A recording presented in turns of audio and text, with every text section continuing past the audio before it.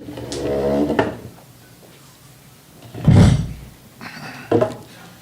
right. From the outside looking in, it seems like a lot of parallel storylines for these two squads. They either made the playoffs last year, and then they both sit fifth in their respective conferences. What do you see when you look at the journey of both these teams? Yeah, I see similarities. Two teams, two organizations that are trending up, and it should be a good test for us tonight. Paolo Banchero, when you flip on the film, how have you seen him grow, change, evolve? He's a dynamic scorer. He can post you. He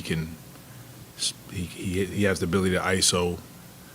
He's a streaky three-point shooter. So he's one of those guys that you can see he's going to continue to evolve as a basketball player. And for him to be as young as he is and having the success that he's having, it's a credit to the coaching staff, his work ethic, I'm sure. And it's one of the reasons this team is having some success.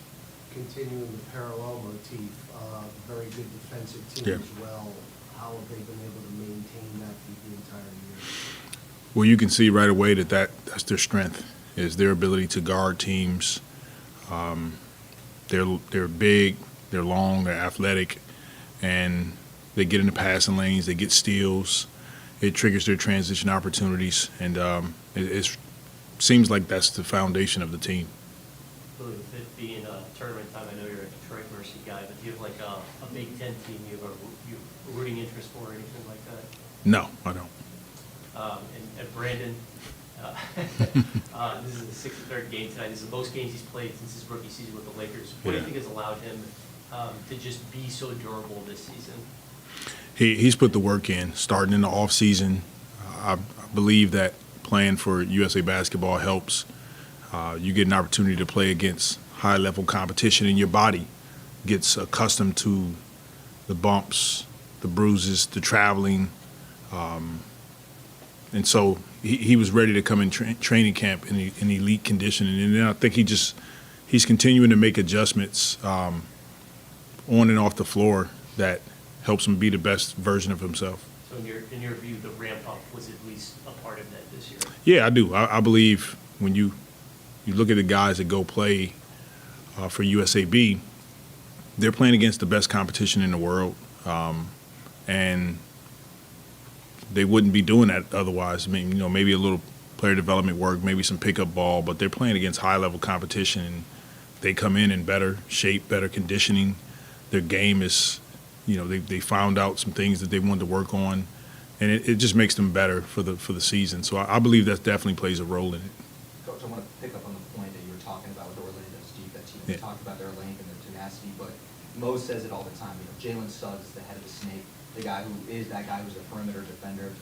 What have you just seen from him and his ability defensively to kind of get that engine going for Orlando?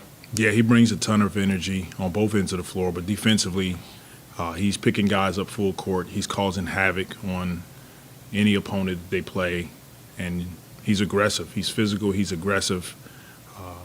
He's not going to stop all game long, so it's important that you come in this building, you have to execute.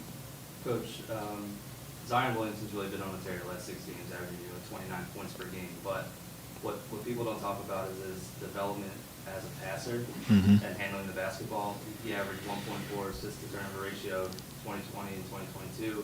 This season he's up to 2 assists to turnovers. Can you talk about his development, just handling the basketball, kind of delivering in that regard, bringing out the ball a little bit more? Yeah, Z's been hitting his stride at the right time, and to your point, he's an elite passer. Along with everything else he does that well, and he's unselfish. He wants to make the right play.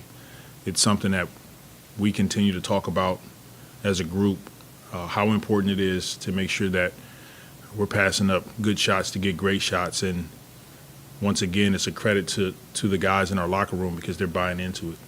And continuing on the kind of similarity motif, Zion's a guy who's able to kind of move the ball and be a playmaker. Imagine you have Paolo and Franz who can move the ball at 6'10". How much does it unlock to have forwards who can be kind of initiators and almost point guards on offense? Yeah, it's kind of the way the league is trending, right? You got these forward point guards that can initiate plays, can score at 3 different levels, and I'll add to that, when they rebound the ball, now they're initiating a break and everybody is out in front of them, and it allows teams to play a bit faster. It makes it difficult to guard, too, as well. Willie, what's your fondest or most dominant memory of your year here?